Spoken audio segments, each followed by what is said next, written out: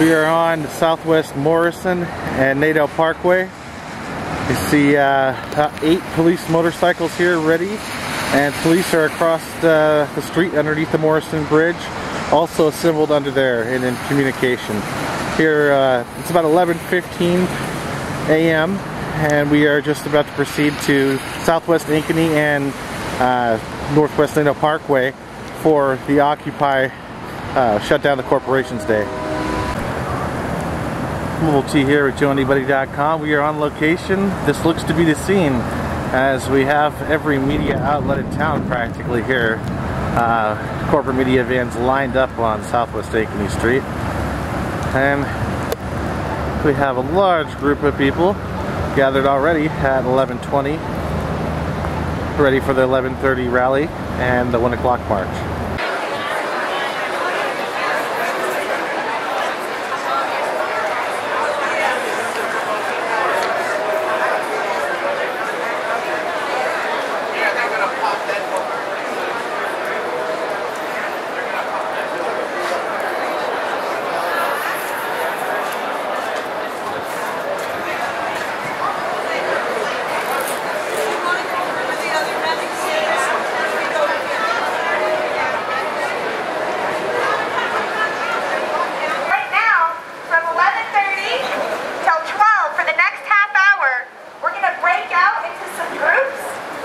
So if you're not affiliated with the community group that's already doing action today, you're going to break out into some groups and you can learn how to participate with these groups today during the march, during the action.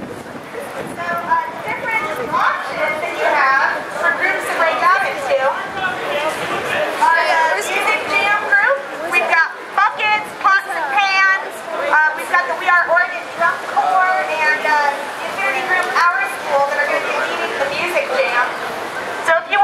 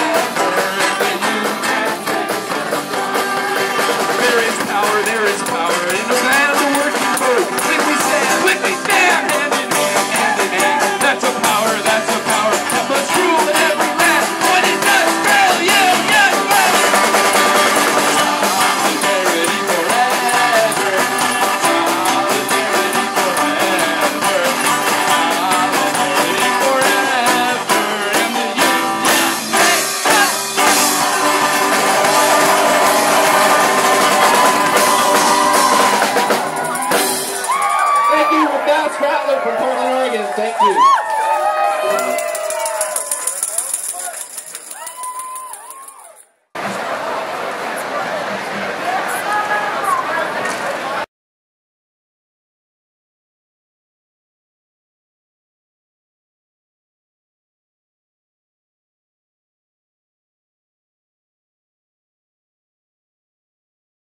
Welcome to F29, y'all! People of Portland, Cascadia, and the world, we welcome you today. This is a leap day to leap into action. And we thank you so much for enduring this weather with us as we step up to dismantle the political and economic systems and climates in which we are held hostage. Thank you for braving the hostility of the streets and the nation that is concertedly working to silence our dissidents. And in a world that holds so tightly onto the ways of the wicked, the oppressive, and the fearful. It is my distinct pleasure to be with you today and to introduce to you the wonderful speakers who will kickstart our day, invigorate our souls, educate our hearts, and who strive to keep us safe in our righteous struggle. Before I get to them, though, I want to tell you a little bit about why we're here, why this day of action was called, and what we hope to accomplish.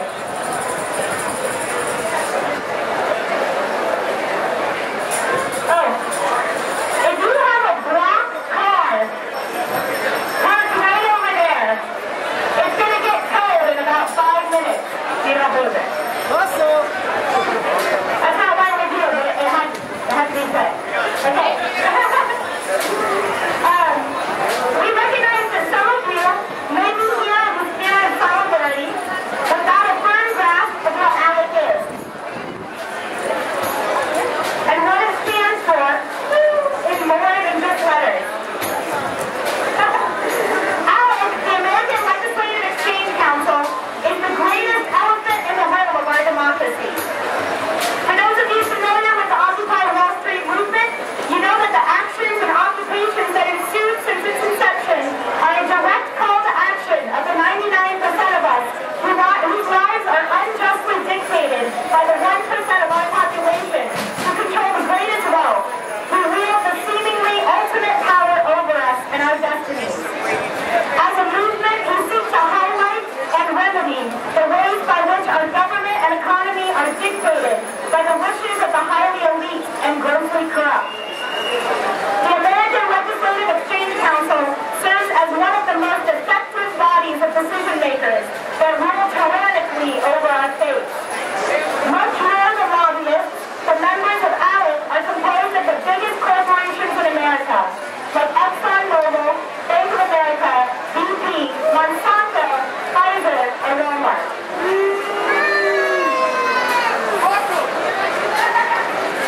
These corporations, under ALEC's protected and secretive structure, create model legislation meant to increase the profits of large corporations and hand it off to lawmakers who then introduce it as their own, operating under huge cash incentives. ALEC has been responsible for some of the most anti-democratic and repressive legislation to grab headlines in recent history, including the anti-union bills which caused massive protests in Wisconsin and the anti-immigrant SB 1070 in Arizona. ALEC's own website touts a 30-year influence on the quote-unquote liberalization of the American education system, healthcare reform, the AIDS epidemic, and telecommunications. According to ALEC, the private sector should be an ally rather than an adversary in developing sound public policy.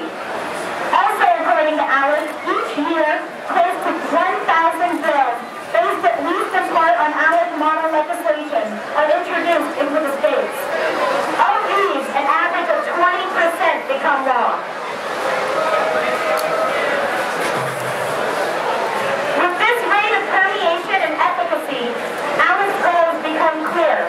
For example, under Arizona's SB 1070, there would be more deportations. This would lead to increased business for the Corrections Corporation of America, or CCA, an ALEC member with government contracts to handle deportations. ALEC has also successfully pushed mandatory minimum sentences, limitations on parole, and increased sentences for repeat offenders.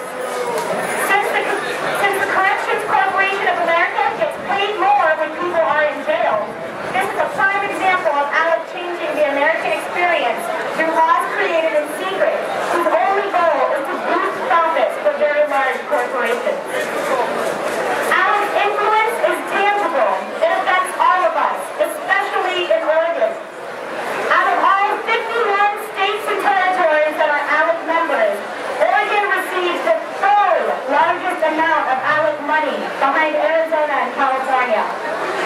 Last year, Oregon joined 6 other states that drew on ALEC's proposal to advance legislation withdrawing our state from a regional agreement to fight global warming. So yes, ALEC is simply a symptom of the sickening state of our repressive political system. But it is an incredibly potent and toxic symptom that will leave our democracy terminal if we choose to follow the path that they set before us, of ignorance, complacency, and the pursuit of profit over health and happiness. That is why we gathered here today, to educate one another tangibly as to the causes and casualties of our relationship to a democracy that is routinely bought and manipulated by private interests, of the secret empire that is being built in our names, and about the ways and means by which we can and must thwart the corporate takeover of our society, of our lives, and our future. Today we are participating in direct action, in the reclamation of our collective voice, as we call out to our nation to begin to imagine and create true democracy and viable alternatives to a system that can so easily be dictated by corporations.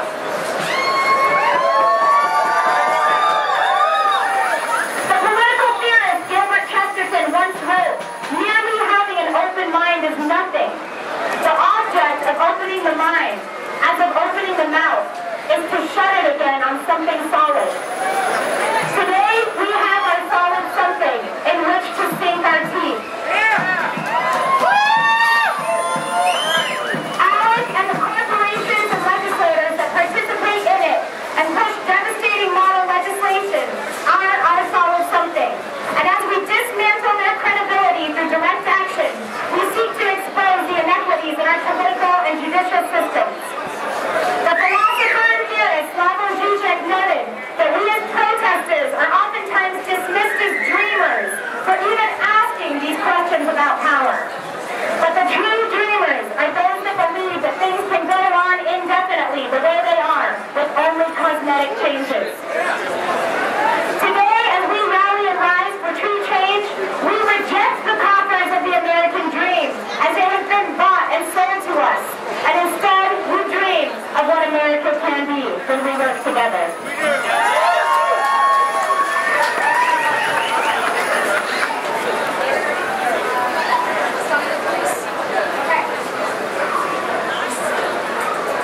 So with another America in mind, one with active participatory democracy, I'm excited to introduce our speakers at our rally for the day. First up, we have Kathleen Sadat, a longtime community activist who has occupied many political positions and worked on many campaigns in Portland. She has served as organizer and board member for civil rights groups that work towards educating the public about issues pertaining to the African American community, the lesbian, gay, bisexual, and transgender community, HIV and AIDS, and women's rights. We are honored to have Kathleen address us today. I'm not going to stand on that rock. Hello, what courageous people. I'm glad you're here. And I want to tell you that I'm here because I believe in you. I believe in you. And I hope that you believe in one another.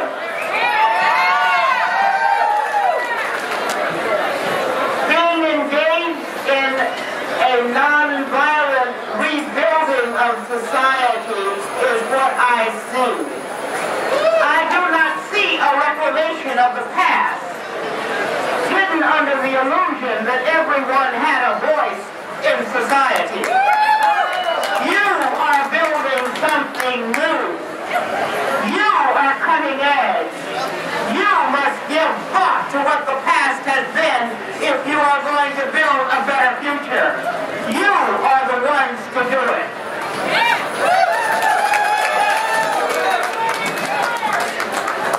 Together, we can ensure the ability of each of us to help shape our world in a democratic, cooperative, just, and sustainable direction.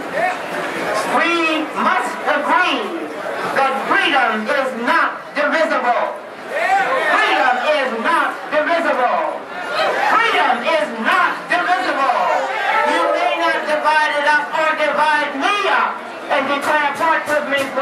and other parts in chains. I will not let you.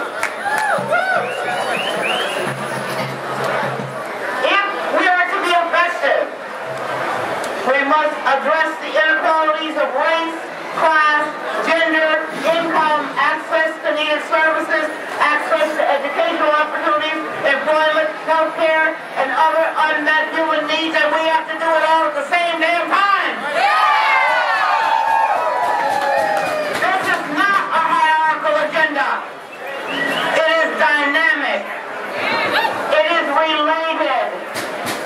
It is not like we can pick one off the list and that's our only focus. And yes, you can do more than one thing at a time.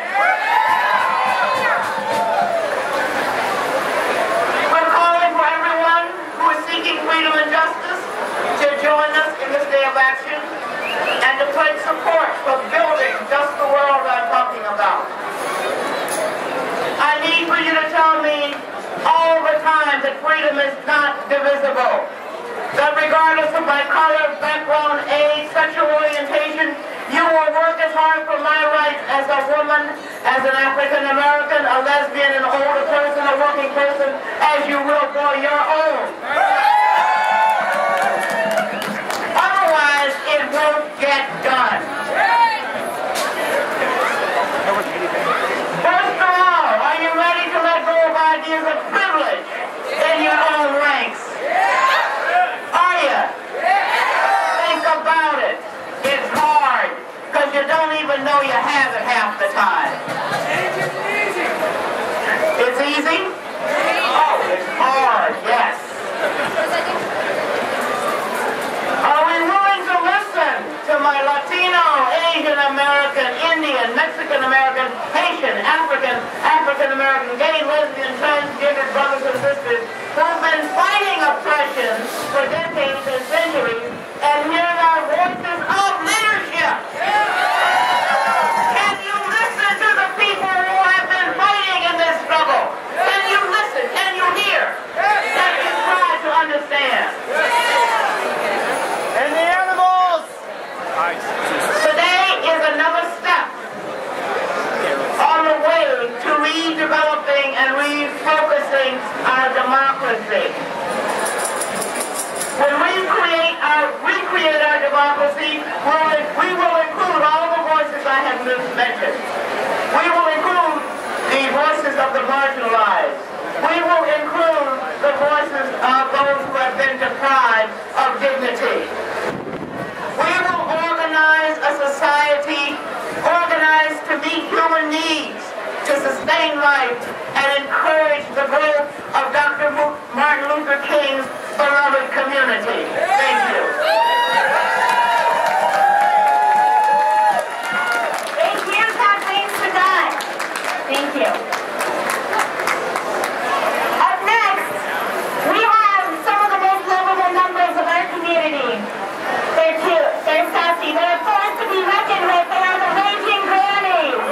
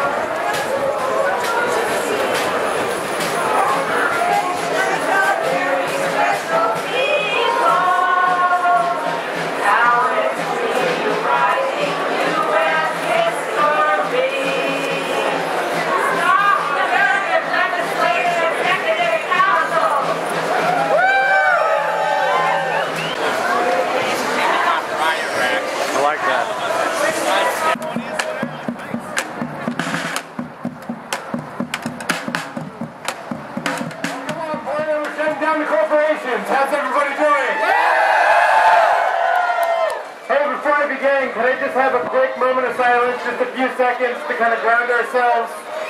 Maybe come to a realization of why we're out here, what we're doing, and how big of an action that we're actually doing all across the United States today.